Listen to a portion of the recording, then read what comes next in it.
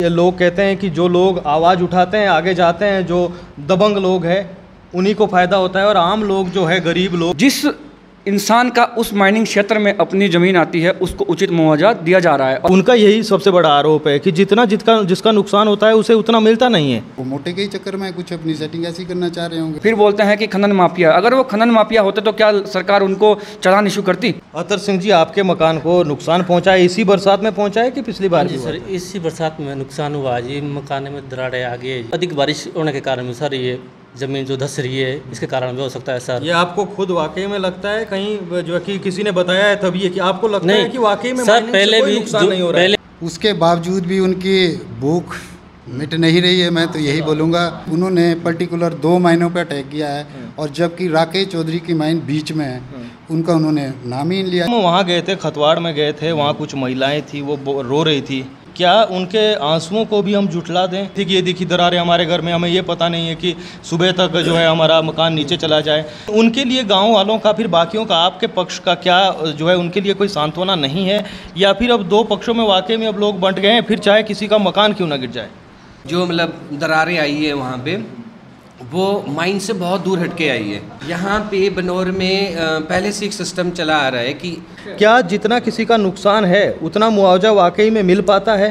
देखिए, वहाँ पे जिसका नुकसान होता है उसके जस्ट 1 घंटे के बाद जिनका नुकसान है वो मालिक के पास पहुँच जाता है और जितना उसका नुकसान हुआ है उससे वो ज़्यादा ही लेने की कोशिश करता है। क्लीन पाउंटा, ग्रीन पाउंटा नाम की कोई संस्था का वो बार बार जिक्र कर रहे थे, कह रहे थे कि उसमें 72 वर्षीय कोई समाज सेवी है जो है वो भी यहाँ पे ग्रीन पाउंटा की बात करते हैं, लेकिन ऊपर जो है पूरी पहाड़ी खोखली हो गई है, वहाँ पे वो चुप रहते हैं।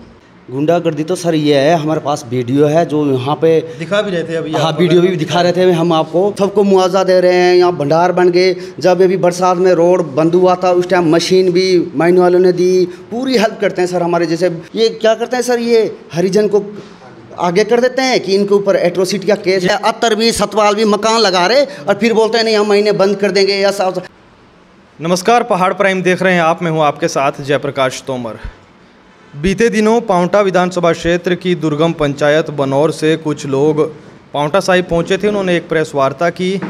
चूना पत्थर का खानों के लिए वो जो है पंचायत गांव जाना जाता है, तो उन्होंने कई आरोप लगाए, कहा कि उनके मकानों को खतरा है। वो वाकई में जो है दरारें उनके घरों में आई है, तो उन्होंने कहा कि हमारे मकानों को खतरा है, तुरंत प्रभाव से जो है माइनें बंद होनी चाहिए और वहाँ पर अन्याय हो रहा है, असमानता का जो है दौर चला हुआ है, क्योंकि कुछ लोगों को कहा जाता है ज़्यादा पैसे मिलते हैं, किसी को कम मिलते हैं, किसी को मिलते ही नहीं है जिनका नुकसान है। तो उन्होंने कई आरोप लगाए और हमने जो है ख़ास बातचीत में आपको वो तमाम चीज़ें दिखाई। आज उसी गांव का जो है एक और पक्ष यहाँ पहुँचा है, काफ़ी संख्या में लोग पहुँचे थे। उन्होंने पत्रकार वार्ता की, उनके आरोपों का खंडन किया और कहा कि जो माइनिंग है सुचारू रूप से अच्छी तरीके से हो रही है और गांव वालों को लगातार माइनिंग की तरफ से मदद की जाती है। कई मायनों में मदद होती है और लोगों के लिए रोज़गार का साधन भी है और देखा जाए तो आजीविका का यही एक मुख्य साधन है। तो उनमें से कुछ लोग यहाँ हमारे साथ मौजूद हैं, इनसे बातचीत करेंगे, समझेंगे साधारण तरीके से कि आखिर क्या पूरा मामला है। क्या नाम है सर आपका?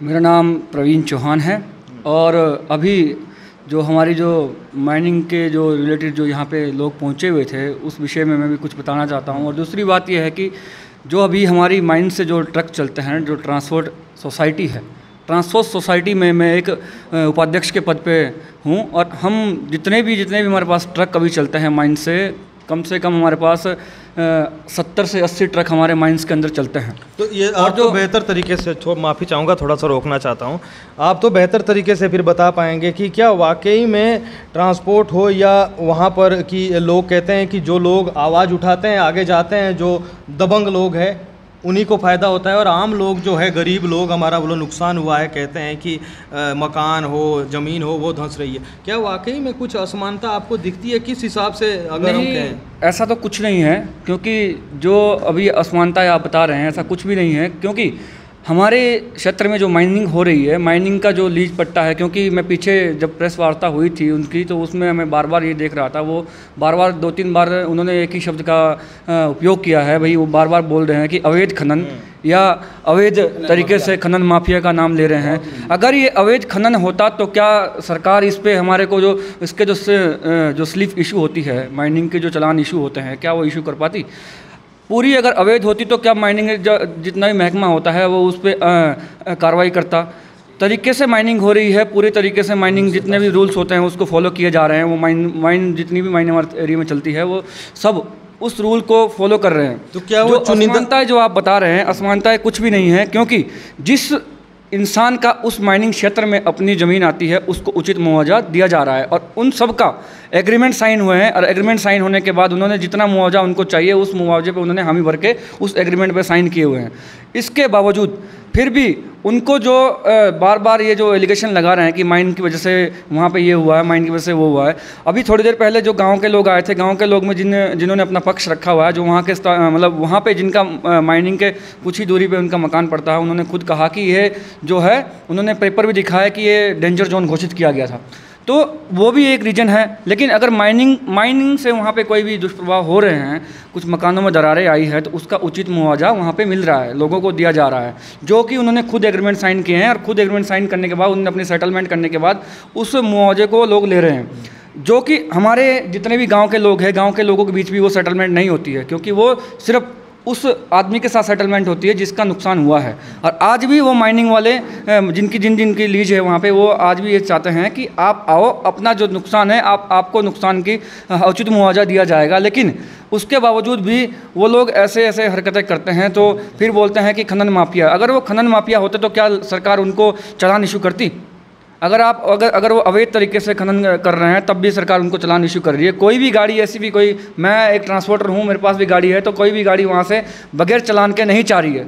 जितने भी जो वहाँ के जो रूल होते हैं उस रूल्स के हिसाब से वो गाड़ियाँ वहाँ से निकलती है, और उसी रूल के हिसाब से वो माइनिंग चेक पोस्ट से गुजरती है। और माइनिंग चेक पोस्ट से पास होने के बाद ही वो हमारी जो पत्थर की मंडी है वहाँ पे पहुँचाई जाती है, जो कि वो रॉ मटेरियल जो पहुँचता है। एक और जो है सवाल उन्होंने पूछा जो वाकई में हमें लगा गंभीर है, कि जो माइनिंग की तरफ से है गांव में, क्षेत्र में, वो कहते हैं कि जो है कोई योगदान उनका नहीं रहता है। अगर हम बाकी क्षेत्रों में देखें कि पेड़ लगाना और जो है विकास के लिए कुछ सड़क खराब है, तो क्या कुछ ऐसा भी है कि गांव को कितना सहयोग रहता है? सवाल पूछा, बहुत अच्छा पूछा, क्योंकि उस टाइम भी शायद ये अगर सवाल पूछा जाता तो आपको इस बारे में बहुत विस्तार से आपको बताया जाता कि भाई किसी से भी अगर आप पूछ लेते तो। लेकिन मैं फिर भी बताना चाहता हूँ कि माइनिंग क्षेत्र से जितना भी हमारे गाँव में पैसा माइनिंग क्षेत्र से निकलता है, वो कैसा हमारे गांव में ग्रामीण समिति जो हमारी है, जो गांव की पूरे गांव की समिति बनी हुई है, उसके जरिए हमारे गांव में विकास के कार्यों में लगाया जाता है, जिसमें हमारे गांव में बड़े बड़े सामुदायिक भवन बने हुए हैं, जिसमें हमारे हर फंक्शन अटेंड होते हैं, छोटे से लेकर बड़े फंक्शन अटेंड होते हैं। उसमें ना तो अमीर का फ़र्क देखा जाता है, ना गरीब का फ़र्क देखा जाता है। दोनों के समानता के अनुसार से वहाँ पर उन मतलब हॉलों में जो वहाँ पर जो हमारे सामुदायिक भवन बने हुए हैं उसमें लोगों के लिए व्यवस्था रखी जाती है, आने जाने के लिए जो भी उनका फंक्शन होता है, छोटा मोटा फंक्शन अटेंड किया जाता है।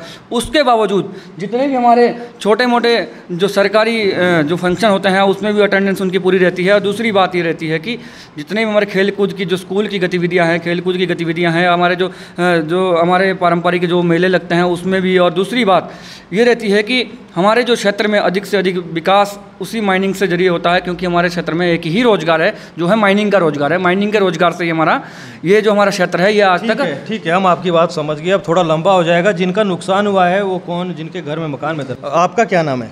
अतर सिंह है जी। अतर सिंह जी, आपके मकान को नुकसान पहुंचा है, इसी बरसात में पहुंचा है कि पिछली बार? जी सर, इसी बरसात में नुकसान हुआ जी। मकान में दरारें आ गई है जी, खतवाड़ में जी। खतवाड़ में मेरे 2 बास है और एक ऊपर रहता है जी, तीसरा बास राकेश चौधरी के माइन के ऊपर। तो 3 जगह नुकसान बहुत हो रखा है। पर ये सर माइन की वजह से कुछ मलबा नीचे आता है, तो बाकी ये अधिक बारिश होने के कारण भी सर ये ज़मीन जो धस रही है, इसके कारण भी हो सकता है सर। ये आपको खुद वाकई में लगता है कहीं जो कि किसी ने बताया है तभी कि आपको लगता है कि वाकई में सर पहले भी सर जो हमारा क्या बोलते हैं कच्चे मकान थे सर, तो उसकी पिछली दीवार बैठती थी सर। आज से मतलब 30 साल पहले, 40 साल पहले तो पिछली दीवार बैठती थी सर। आगे कैसी थी, पीछे की बैठ जाती थी सर। तो कहते हैं कि वहाँ पे पहले से ही ये मतलब ज़मीन बैठ रही है सर। तो मैं चाहता हूँ कि ये माइन है जो आपको सर भी रोजगार मिला है क्या? माइनिंग में काम करते हैं? नहीं, माइन में कुछ काम नहीं करते सर, हम वहीं पे रहते हैं जी। रोजगार है जी हमारा माइन का जी। तो दुकान है छोटी सी, तो माइन की वजह से चली रहती है जी वो। मेरा नाम रंजन सिंह है सर। रंजन सिंह जी, आप भी बनौर के हाँ ही? जी, बनौर से हूँ मैं। आप भी माइनिंग से जुड़े हैं? बिल्कुल लाभ हो रहा है बिल्कुल आपको? जुड़े हुए हैं सर, बिल्कुल जुड़े हुए हैं। पिछले 2014 से मैं जुड़ा हुआ हूँ। और जो अभी गत दिनों ये हुई है, अभी प्रेस कॉन्फ्रेंस थी पहले, वो मेरे ही नॉन है। हम एक समिति में इकट्ठा काम कर चुके हैं, लेकिन उसके बावजूद भी उनकी भूख मिट नहीं रही है। मैं तो यही बोलूँगा, वो हर बार वही आगे आते हैं और वही ये कर रहे हैं, कुछ लोगों को बहला फुसला के लाते हैं। वहाँ पे 3 माइने हैं, उन्होंने पर्टिकुलर 2 माइनों पे अटैक किया है, और जबकि राकेश चौधरी की माइन बीच में है, उनका उन्होंने नाम ही नहीं लिया। ये तो पहले ही जाहिर होता है कि उनको वो मोटे के ही चक्कर में कुछ अपनी सेटिंग ऐसी करना चाह रहे होंगे। और वही बंदे आज से 10 साल पहले वो लगे हुए हैं कंटिन्यू इसी में कि बंद करो बंद करो बंद करो, और जबकि सर उनको मिलता भी है। मैं भी उनके साथ जुड़ा हुआ था, मैंने उनका संग छोड़ दिया इसी कारण कि मैं भैया तुम्हारे साथ नहीं रह सकता, आपने तो बंद ही करवाना है, ये आय का प्रमुख साधन है हमारे। और एक बात मैं बता दूं सर आपको, जो वहाँ लैंडस्लाइडिंग है वो एक्चुअली में देखा जाए वो पूरे इलाके में है हमारे, क्योंकि वहाँ की जो एक तलहटी नाम ले रहे थे ना, वहाँ की तलहटी ऐसी है। ये भौगोलिक दृष्टि से वो नीचे इधर अंधेड़ है, नीचे टॉस नदी है, तो उधर रॉक है नहीं नीचे, तो ये 1924 में हमारा गांव भी सर जा ठीक है। एक और सवाल, चाहे आप जवाब दें चाहे आप जवाब दें। एक हमें लगता है कहीं ना कहीं मुद्दे से हम अगर भटक रहे हैं, क्योंकि एक जो मुख्य बिंदु मुझे लगा था इस पूरे मामले में कि जब हम वहाँ गए थे, खतवाड़ में गए थे, वहाँ कुछ महिलाएं थी, वो रो रही थी। क्या उनके आंसुओं को भी हम जुटला दें? तो वो महिलाएं रो रही थी, कह रही थी कि ये देखिए दरारें हमारे घर में, हमें ये पता नहीं है कि सुबह तक जो है हमारा मकान नीचे चला जाए। तो उनके लिए गांव वालों का, फिर बाकियों का, आपके पक्ष का क्या जो है उनके लिए कोई सांत्वना नहीं है, या फिर अब 2 पक्षों में वाकई में अब लोग बंट गए हैं, फिर चाहे किसी का मकान क्यों ना गिर जाए? सर मैं कहना चाहूँगा कि ऐसा नहीं है कि जैसे अभी हाल ही में आपको भी पता है पूरे हिमाचल में पिछले 52 साल का रिकॉर्ड टूट रहा है, भारी बारिश हुई है। तो हमारे शिड़ी खतवाड़ में भी ऐसा हुआ है, बहुत बारिश हुई है। मतलब 20% बोल सकते हैं कि जो डिपोजिशन माइन का है वो नीचे गया है, और उससे थोड़ा बहुत कहीं ना कहीं मतलब कटाव लगा है। तो ये चीज़ सही हो सकती है, लेकिन 20% से ज़्यादा नहीं है। तो ये एंथ्रोपोजेनिक नहीं है, मानव निर्मित नहीं है, ये प्राकृतिक आपदा है। और वहाँ पे जो स्लाइडिंग हुआ है और जिस तरह से चीज़ें जो मतलब दरारें आई है वहाँ पे, वो माइन से बहुत दूर हटके आई है। अगर कुछ माइनिंग वाला कुछ इफ़ेक्ट होता तो उसके आसपास में दरारें आनी चाहिए थी, बट बहुत दूर आई है। और जो बसाव है जहाँ पे नहीं, अगर हम जो है इस चीज़ को हटा के एक इंसानियत के नाते में, ग्रामीण के नाते, चाहे वो प्राकृतिक तौर से उनका मकान गिरा हो, चाहे फिर मानव निर्मित हो, वो उस पर अगर हम ना जाएँ तो सर उस पर मैं कहना चाहूँगा कि अभी हाल ही में प्रशासन का दौरा हुआ था, उन्होंने भी देखा, तो उन्होंने ग्राउंड लेवल पे जो रिपोर्ट ली है, तो कुछ लोगों का नुकसान हुआ है, 6-7 घरों का नुकसान हुआ है। और हम उनको झुठला नहीं सकते, ना ही इग्नोर कर सकते हैं, वो हमारे अपने, हम उनके साथ उनको कोऑपरेट करना चाहते हैं। और जो भी अभी तक कुछ माइनलेसी है, उन्होंने भी बोला है उनको अधिक से अधिक हेल्प करने के लिए, और गवर्नमेंट से भी जो हेल्प मिलेगा वो भी हो रहा है। और हम रिक्वेस्ट करना चाहेंगे कि डिस्ट्रिक्ट मिनरल्स फंड होता है, वहाँ से कहीं ना कहीं उनको इस तरह की हेल्प मिलनी चाहिए। क्या जितना किसी का नुकसान है उतना मुआवजा वाकई में मिल पाता है?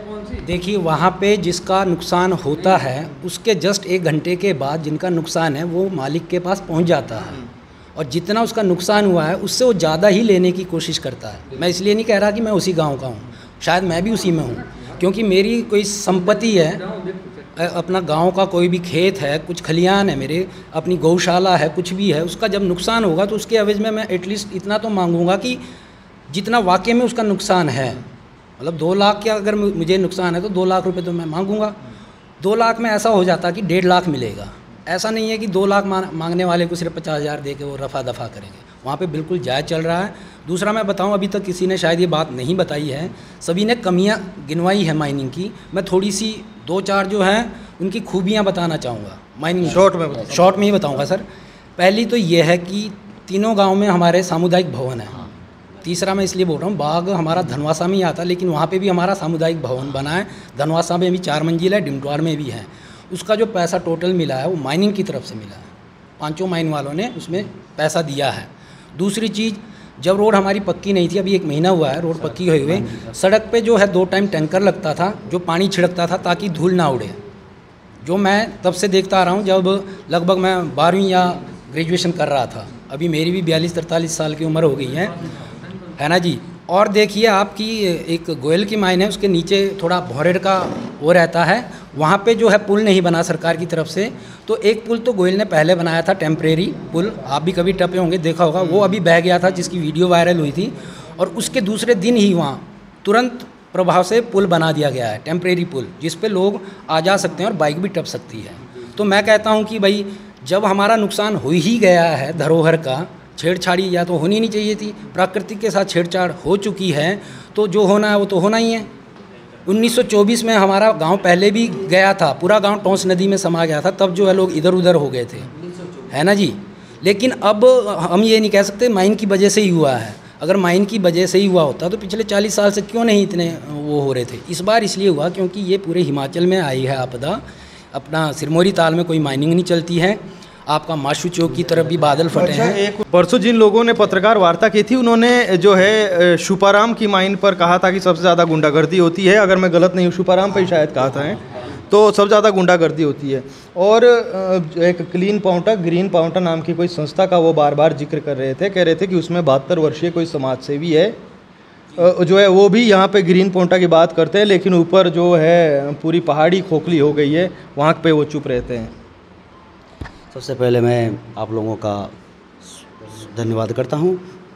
और सर जो वो गुंडागर्दी की बात करते हैं, सर गुंडागर्दी तो सर ये है, हमारे पास वीडियो है जो यहाँ पे दिखा भी रहे थे अभी। हाँ, वीडियो भी दिखा रहे थे हम आपको। ये सर बता क्या करते हैं, जैसे हरिजन लोग हैं, उनमें कितने लोग थे जो आप वीडियो दिखा रहे थे, जो परसों प्रेस वार्ता कर रहे थे, उनमें से कितने लोग उसमें सर लगभग 2-3 छोड़ के सर लगभग सारे थे, मतलब डंडे उठाए थे। हाँ, डंडे उठाए थे सर उन्होंने। और जो वहाँ के उनके गांव के सर जो मस्जिद है, तो जब इनकी कभी ये कमेटी थी तो उनको भी सर इन्होंने आतंकवादी और ऐसा है हमारे ऊपर, इनका यही काम है सर, सबको ये मतलब यही काम करते हैं कि अपने आप खुद वो करते हैं और किसी को जो भी मतलब सबको मुआवजा दे रहे हैं। यहाँ भंडार बन गए, जब अभी बरसात में रोड बंद हुआ था उस टाइम मशीन भी माइन वालों ने दी, पूरी हेल्प करते हैं सर हमारे। जैसे हमारी जो भी मतलब निंगाले की रोड है, सीढ़ी खतवाड़ की है, मशीन मतलब एट अ टाइम वहाँ मौजूद रहती है। और जो सर गुंडागर्दी की बात करते हैं सर, पहले तो यही सर मैं साक्षात वीडियो भी दिखा रहा था आपको। ये क्या करते हैं सर, ये हरिजन को आगे कर देते हैं कि इनके ऊपर एट्रोसिटी का केस, यही आरोप वो आप लोगों पे लगा रहे थे। लोग ये बोल रहे नहीं गाड़ी के नीचे पा देंगे, ऐसा कर देंगे, वो सर हम आपको वीडियो भी दिखा देंगे। जब सर ये रोड खोदते हैं, गाड़ी नहीं जाने देते हैं, फिर बोलते हैं हमें जाने दो, नहीं हम जाने नहीं देते, उसका सर वो मतलब जो माइन वाले रोड का पैसा भी दे रहे हैं उनको। और पूरा हाँ रही सर एक हरिजन का बोला वो बोल रहे थे सर नहीं हमें ऐसा, मेरे को ऐसा करते हैं, ऊपर मेरी माइन पे उनका हुआ है सर। ना तो उनके पास कागज़ है, ना खसरा नंबर है, ना पट्टा है उनके पास दिखाने के लिए, सरकार ने दिया होगा उनको पट्टा पुट्टा, तो वो बोलते हैं नहीं यहाँ मेरा पट्टा है, ये ऐसा वैसा। वो भी सर उनके पास कुछ नहीं है, फिर भी धमकियाँ देते हैं कि ऐसा है, हमें ऐसे बोलते हैं, ऐसा बोलते हैं, हम SP के पास जाएंगे, ऐसा वैसा। बाकी सर जो वहाँ के मौजूद है उनको भी ऐसे लिखवा देते हैं, कभी आतंकवादी घोषित कर देते हैं, कभी कुछ कर देते हैं। यही कारण है वो है सर इनका पूरा वो मतलब। कितने लोग हैं वो जो परसों आए थे, वही लोग हैं कि उनके साथ और भी गांव में कुछ है लोग? ये सर 2-3 है सर, ये ना जो मतलब ये इनको पूरी शहर जैसे बोलते हैं कि मतलब ये वो जेस्टी माइंड और बलबी शुपाराम को तो टारगेट बनाते हैं, जो मतलब राकेश चौधरी है उनको टारगेट नहीं बनाते। उनके साथ उनके साथ डील हुई है, जैसे अब 72 रुपये टन है, पूरे बनौर को हम अपने इसमें ले लेंगे और मल तुम संतुष्ट करो, ये उन्होंने की चाल है सर। ये फिर गुंडागर्दी सर ये दिखा रहे हैं, मतलब पूरा वो मतलब वीडियो है हमारे पास, साक्षात वीडियो है। और अपने आप एक बार सर और जो बोलते हैं हमारा नुकसान हो रखा है, जब इन्होंने सर खतवाड़ में मकान लगाया, मायने उन्होंने नीचे से बजरी ईंट सब पुरवाला से अपने वहाँ पे LNT दी, वहाँ पे जब ज़मीन उन्होंने नया घर बनाया तो क्या बोलते हैं ब्लास्टिंग के लिए सामान सब उन्होंने दिया सर।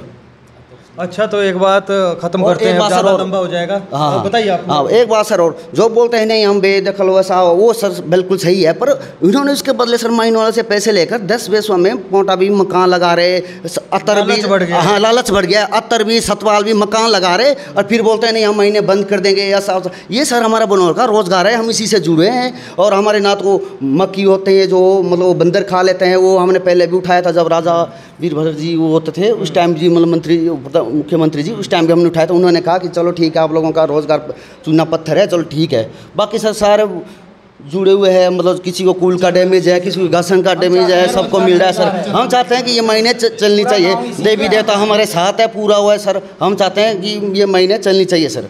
परसों विस्तार से हमने आपको जो है उन लोगों की बात को सुनाया था, तो जो ये पक्ष आज आया है उन्होंने कहा कि हमें भी इतना ही समय चाहिए। हमने कहा कि चलिए इन लोगों की बात भी सुनना बहुत ज़रूरी हो जाता है, क्योंकि फिर अगर इनकी बात आप लोगों तक नहीं पहुंचेगी तो जो है अधूरा रहेगा कार्यक्रम हो या फिर कोई बात हो।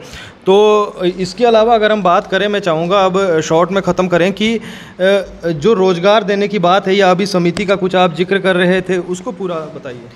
जी ऐसा है, रोज़गार तो जितने भी हमारे गांव के जिन को मतलब जो माइनिंग क्षेत्र से जुड़े हुए हैं सभी को रोज़गार दिए गए हैं। लेकिन मुझे भी एक रोज़गार दिया गया था, तो मैं पानी का जो टैंकर जो धूल की छिड़काव के लिए, मतलब जो धूल उड़ती थी उसके छिड़काव के लिए जो टैंकर लगाया गया था, मेरे पास जो वो टैंकर लगा हुआ था। तो इन्होंने ही जो ये पिछली बार आए थे प्रेस कॉन्फ्रेंस करने, उन्हीं में से ही, मैं नाम नहीं लेना चाहूँगा उस आदमी का, लेकिन इन्हीं में से ही वो मेरे से मतलब दबंगाई करके उन्होंने छीना और उन्होंने प्रेशर बनाया माइन मालिकों के ऊपर कि भाई इससे टैंकर छीन के हमें दिया जाए। और वो टैंकर मेरे से छुड़वा गए, वो टैंकर उन्होंने अपने पास रखा, और आज भी वो बिल आज भी उसी बंदे के नाम करते हैं जो कि प्रेस कॉन्फ्रेंस में बैठा था। आज भी बिल उसी के नाम पे करते हैं और उसी का टैंकर वो रोड पर चला हुआ है। इन्होंने मेरा रोजगार छीन के दूसरों, बहुत गंभीर बात आप कह रहे हैं। अगर उन्होंने मेरे पास जो रोज़गार मेरे पास था, मेरे पास उस टाइम कोई रोज़गार नहीं था, मैंने हाथ जोड़ के माइन मालिकों से मैंने रोज़गार मांगा था, तो वो रोज़गार भी उन्होंने माइन मालिकों के ऊपर प्रेशर बना के उनको दबाव में ला के वो रोज़गार भी मुझसे छीन के वो टैंकर अपने नाम कर लिया। ऐसी ऐसी हरकत। अब आप बताइए कि वो खुद को वो बोलते हैं कि गुंडे पाले हुए हैं, वो ये पाले हुए हैं। साक्षी में रखना चाहूँगा कि भाई अगर माइन मालिक ये मना कर देंगे कि उनके ऊपर कोई प्रेशर नहीं बनाया गया इस चीज़ के लिए, तो मैं उनके मतलब उनके हर सवाल का जवाब देने के लिए तैयार हूँ। देखो सर, कहीं ना कहीं हम ये देख सकते हैं कि जैसे गांव में एक समिति होती है, जैसे ग्रामीण समिति है, तो कितनी समितियां अभी वर्तमान में होगी? जो एक मेजर समिति है बड़े वाली है वो ग्रामीण समिति है, ग्रामीण विकास समिति, और उसमें पैसा आता है, मतलब जो भी जितनी भी प्रोडक्शन होता है महीने का उस बेसिस पे पैसा आता है। तो उसके जो प्रधान है वो खुद वही है जो लोग यहाँ पे बैठे थे प्रेस कॉन्फ्रेंस वर्तमान में अभी वर्तमान में वही है, प्रेजेंट में वही है। पूरा हिसाब किताब वो रखते हैं, अध्यक्ष उपाध्यक्ष सारे कोषाध्यक्ष भी वही है। तो जब अगर उनके पास सब कुछ दिया गया है, सारी चीज़ें उनके पास आता है, हर महीने उनके पास पैसा आता है, तो वो बोल सकते हैं कि कहाँ पे करप्शन हो रहा है। करप्शन के आरोप तो हमें लगाने चाहिए कि पैसा सही जगह लग रहा है या नहीं लग रहा है। मेरे हिसाब से करप्शन तो कुछ भी नहीं हो रहा है, ना ही वो भी सही जगह लगा रहे होंगे, लेकिन एक रिस्पॉन्सिबिलिटी और एक लायबिलिटी उनको दी गई है, वो उनको ढंग से निभानी चाहिए, ना कि इतने सारे लोगों का रोज़गार बंद। अब हमारे बनौर से लेके और पूरा आंच भोज कहीं ना कहीं डायरेक्टली इनडायरेक्टली माइनिंग से जुड़ा हुआ है। किसी की गाड़ियां हैं, किसी के ट्रक है, किसी की दुकान खुली है, कोई किसी तक बाहर के लोग भी हैं। हमारे माइंस पे अगर बात की जाए तो कम से कम 100-150 लोग ऐसे होंगे जो बाहर से आके काम करते हैं, उनका भी रोज़गार है। तो वो केवल पर्सनल अपने इंटरेस्ट के लिए और थोड़ा सा अपना कमीशन बढ़ाने के लिए या ज़्यादा लालच पूरी करने की जो कोशिश कर रहे हैं, वो रोज़गार, उससे रोज़गार कहीं ना कहीं जो बाधित हो रहा है वो नहीं होना चाहिए, और उनको भी अपनी लालच कहीं ना कहीं छोड़ देना चाहिए, और सबके हित में सोच के और रोज़गार के बारे में सोच के उनको क्या बोलते हैं, हम लोगों के साथ आना चाहिए। हम कोशिश करेंगे फिर भी उनसे बात करने की, और कहीं ना कहीं उन्हें कन्विंस करने की कोशिश जरूर की जाएगी। ठीक है, बहुत धन्यवाद आप लोगों का। और वाकई में हम भी यही चाहेंगे कि गांव में जिस तरीके से जो है फिर आप कहेंगे कि फूट पड़ती है कि एक पक्ष इधर जाए, कि आने वाले समय के लिए भी सही नहीं है, हमारी आने वाली पीढ़ियों के लिए भी सही नहीं है। इसलिए हमें लगता है कि आपस में बैठकर तालमेल बने जो है, ताकि पत्रकारों के बीच आने की ज़रूरत ही ना पड़े, और जिनको नुकसान हुआ है उनको भरपाई हो। और कौन सही है कौन गलत, ये तो आने वाला वक्त बताएगा। लेकिन फ़िलहाल हमारा जो मकसद था कि दोनों पक्षों को आपको बताया जाए कि आखिर क्या मामला है, और आरोप प्रत्यारोप का सिलसिला तो लगातार रहता है। फिलहाल के लिए इतना ही, नमस्कार।